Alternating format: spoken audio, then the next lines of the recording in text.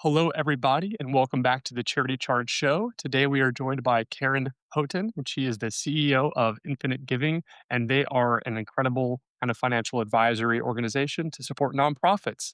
Karen, thank you for joining us today. Tell me a little bit more about the work that you're doing over at Infinite Giving. Absolutely. Hey, Grayson. Thanks to everyone for listening. Excited to be here at Infinite Giving. We are a fiduciary partner that serves growing nonprofits. So we are one partner who can help you receive non cash donations. We can help you manage those donations and we can help you grow those donations. Amazing. What inspired you to start Infinite Giving? I actually was an executive director of a nonprofit. So I Gotcha. filed for the 501(c)(3). I've been a fundraiser. I've tried to work with boards. I really was on that we were a smaller organization, $500,000 a year of trying to really make a huge impact. And I was good at a lot of things. Finance was not my strongest Mhm. area as we were fundraising and doing all of this work. And what I experienced in that journey was that really the financial system here in the US was not made for nonprofits. And Agreed. as you get into it a lot deeper, what a lot of folks don't even know is that the US financial system was created more than 100 years before the first tax exempt entity even existed. And if you're not in the nonprofit world, you're like, what do you mean? This is not a broken system. You can do a bank account. None of that's not a problem. If you are in the nonprofit world, which we are, and everybody listening is, you've probably experienced multiple pain points. Things like how difficult it is to even open a brokerage account, or why can't a nonprofit have easy access to an FDIC sweep program, or how come maybe you can't receive stock donations, or maybe you do, but you've had that moment where you had something hit your brokerage account and you don't know who it came from because Mm, names are not attached to stock donations in the system. So there's all these little pinpoints, even something like changing a user on a bank account or a financial account can mhm, take weeks and weeks in paperwork. And it's not that those folks running all those organizations are bad people, right? They serve a great purpose. But really what happens is as soon as you put tax exempt, there's a lot of complex compliance requirements that come out of yeah. that status. And so when you look at those financial systems, they were created for retail clients like you and I and our families individually Mhm, and business clients, but not tax exempt. And so there's all these different pain points and complexities that are added, which really create a lot of friction points for tax exempt entities. And this is in an industry where financial stewardship mhm, is perhaps the most important. So when we look at how do we come alongside organizations and say, why is this so difficult? How do we make it mhm. easier? At Infinite Giving, that's what we were created, right? Is we were like, you know what? We can come alongside and create an entire system that understands your nuances, understands the problems you're trying to solve, and all Mhm. these unique needs that nonprofits have with like, yeah, donor stewardship is different. Yeah. How we think about compliance and how we think about our reportings and what we needs and liquidity and all of these different things. And so you're like, yeah, we know that. Who's teaching us these things? Mm, You often have finance people and you have nonprofit people, but where those two kind of meet in the middle, it does not often come together quite as smoothly as we would hope. So we exist to really serve those small to mid-sized growing nonprofits, helping them easily receive stock donations, solve a lot of those pain points, and then have another tool in their toolkit where they can be like, great, how much reserves am I supposed to have? Where mm, are they supposed to go? Do I really need 6 bank accounts or can I actually just have 1 and have a brokerage account? And does it really need to take me 12 weeks to open a brokerage account? The yeah. answer is no. We do it with like 30 minutes of your time in 3 business days. And I think that greatest value also comes from, and sometimes we serve, hundreds of nonprofits. We're in Yeah. 41 states. And the folks will talk to us, these nonprofit leaders and board members, and they're like, Karen, within an hour of the time we spent with you and your team, we understand more than we have in a decade plus with our other financial partners. And it's mostly because those folks don't understand nonprofits and we were created to serve them. So I think that's where there's a lot of fun opportunity for us to really come alongside these courageous leaders. I love that. And your mission so closely connects to what we're doing at Charity Charge as well. So I absolutely love the work that you're doing. I would love to bring it back to kind of whenever you were starting the organization. You've been running Infinite Giving for a little over 4 years. Tell me a little bit more about how that learning process was in terms of walking alongside nonprofit leaders, and how have you seen the needs within the nonprofit space change over that time? Absolutely. So I mentioned earlier, like, hey, I've got my roots in nonprofit work. We've done a lot of ministry work, my husband and I, and then you go all the way to the other side. And after that, I actually had a 10-year career in tech and then in venture capital. So it was a very bizarre leap. Not a lot of people have kind of been on both sides of that table, but I love the journey that I was Right. able to go on. And what happens is when you build a 10-year career in tech and venture capital and finance, Mhm. you start to be exposed to a lot of these big ideas. And then when you're sitting there and you get a lot of board work, right? So I serve on lots of boards now. Berry College Board of Trustees. We have a small $2 billion endowment, all the way to other smaller organizations where we're still trying to build up 6 months of reserves. And so, as I've built this kind of career path, it's given me, I think, a really unique opportunity to say, wow, I've been that fundraiser. I've been that executive director trying to figure out a Perspective. budget and trying to get that. I've also been a board member of small Nice. and large organizations and institutions where honestly, a lot of those pain points, they're similar, right? And so then it's like, all right, well, I have all this board experience, 10-year career in venture capital and in the Mhm. investment side. I have my Series 65, so I'm an investment advisor as well. And really, all of that was like, man, I think I'm uniquely kind of my journey has taken me a spot where we can uniquely solve problems because I have this perspective of these different seats. And guess what? In none of those seats where I like, oh, yeah, no, someone's doing that and they're doing it really well. You talk to nonprofits, someone's like, I love my financial, like, I love having in all these different places and all these different accounts and no, nothing's broken. What is interesting though is I think sometimes people, because what we're doing is disrupting a very traditional industry, similar to kind of what you guys are doing, right? It's like, okay, well, endowments or cash management or treasury portfolios or, receiving stocks or Yeah. crypto is not rocket science. But all of a sudden, when you're able to be like, actually, we can streamline all of this, we can create efficiency, we can increase transparency, we can do it in a more affordable way, all of these things are like a breath of fresh air for nonprofits because you're like, "Oh, 100%. it's something that actually makes sense to me, and these people understand me, and they can help us grow, and they can help us steward things in a well that increase our impact." That's what's most important, right?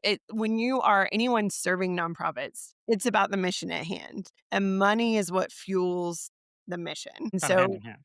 yeah, it's absolutely hand in hand, and it's like we all start in the scarcity mindset, and we talk a lot about, okay, we have to move from scarcity into strategy, and ideally strategy, the more we can lean into that and talk about it, normalize it, and give everybody the right tools, then that can lead to sustainability, which is the dream, right? How do we become financially sustainable? And, in some worlds we would call that abundance. And so that's the dream of like how do we get there? And we're like everybody wants that, but it's like we want it and the outsiders like expect it and they're like, "Yes, you should do this."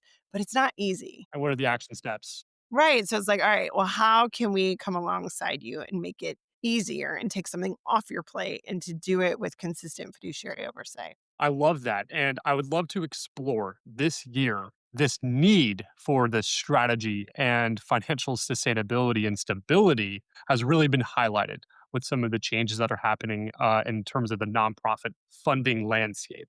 I would love if you could, for our nonprofit audience, tell a little bit more about what you're seeing from this, from your perspective in terms of the nonprofits both successfully navigating kind of these financial challenges and hurdles, and then also maybe some things that people could be doing a little bit better. Yeah, I think a lot of it is people are looking for something different because it does feel kind of broken, right? They're like, well, I know our reserves probably shouldn't be sitting in a checking or a savings account, or there's probably something better than a CD. Mhm. But how do we get it? How do we access it? And so really saying, hey, this is available to you. Like we can partner. That's not hard. We all the time people reach out and they're like, you probably don't wanna talk to us, we probably don't meet the minimum, or we probably don't this, or you probably and I'm like, "No, no, no. Like, tell me, we wanna talk to you, we wanna help you."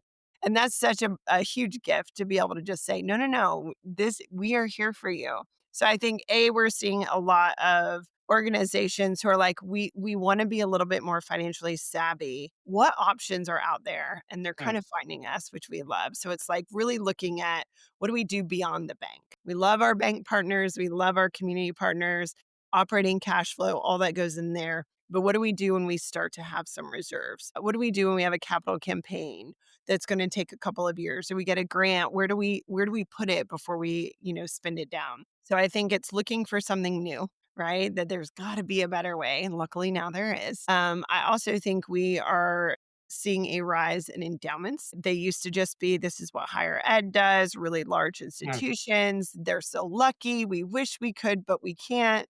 But the way endowments are structured now, they're so much more accessible. And so we really love when organizations, endowments are not for everybody. But if you're starting to build up and you have your reserves, quasi endowments, unrestricted endowments, term endowments, or designated endowments, there's different ways you can do that. But it's like, oh, now we can fundraise. And when somebody asks us about a legacy gift, we can say yes. Right. And so it's giving, hey, small to mid sized organizations can have the infrastructure and can have endowments that are still meaningful. We have several clients who like their big dream goal is a $10 million endowment. yeah. That's going to kick off $500,000 a year, literally for lifetimes to come if managed properly. That's a beautiful gift. So, endowments, looking for alternatives for cash reserves. And then I think for us, that third and final leg of the stool that we often talk about is receiving asset gifts. I know we did a big asset gift study about fundraising and different Mm, patterns we're seeing. Generally, giving in particular has seen an increase of 136% over the last 8 years.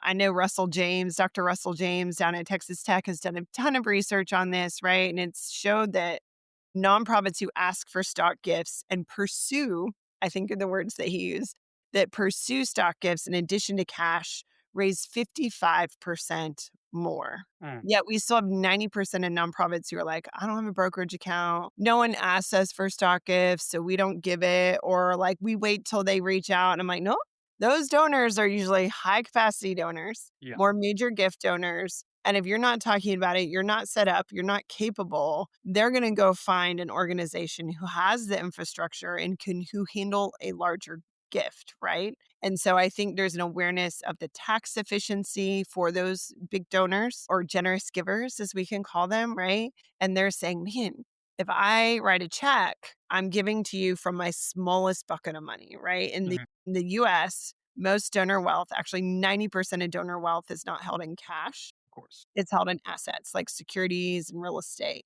So when we only ask for cash, we're actually asking for the smallest bucket of funds available to these donors.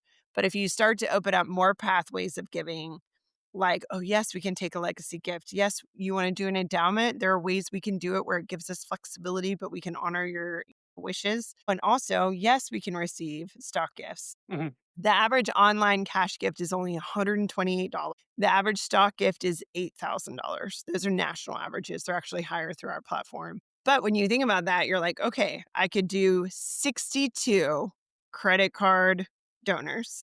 And that would be the equivalent of one, we're looking at averages, one stock donor. I'm like, if you ask any nonprofit leader, they're like, "I want that one," right? Like, of course. that's great.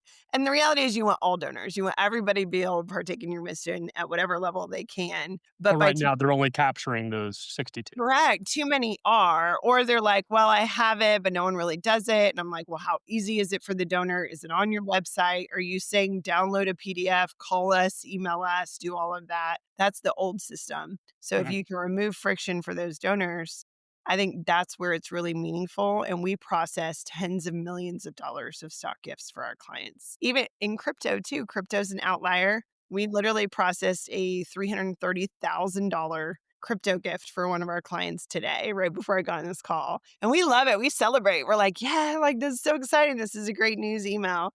And people are always surprised by those because those are outliers too. But I think when you look at the trends, you see trends towards stock giving, particularly. Of course, donor advised funds, crypto, and all of that. But there's significant data around the increase of that giving. There's also some significant data around how much major donors want to see financial transparency, strategic planning. I think like when you're in a scarcity mindset, donors feel like they're saving you.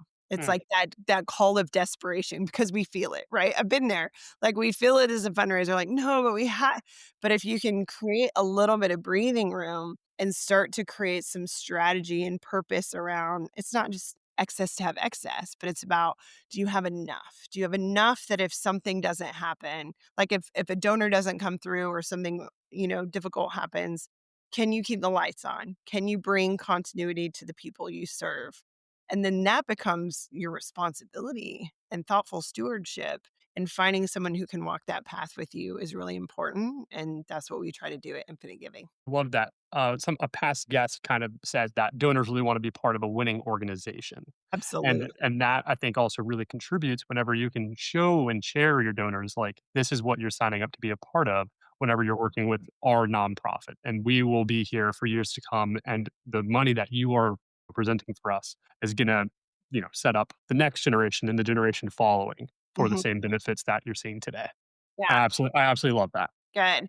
And it's interesting because when you think about receiving stock gifts, there's a lot of other organizations who are like, "Great, let's get really creative and you can do this and we'll receive it for you." And they're giving you a roundabout way for you to be able to receive those asset gifts, which is awesome. It's creative. We solve the problem at the root by saying, "Guess what? We're going to we open a brokerage account for you Mhm. quickly, no minimums. It's like, let's open your brokerage account. That allows you to receive it.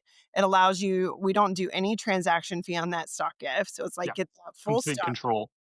Yeah. And it's because people forget. They're like, no, no, no, I'm going to use this other folk and it's going to a donor advised fund.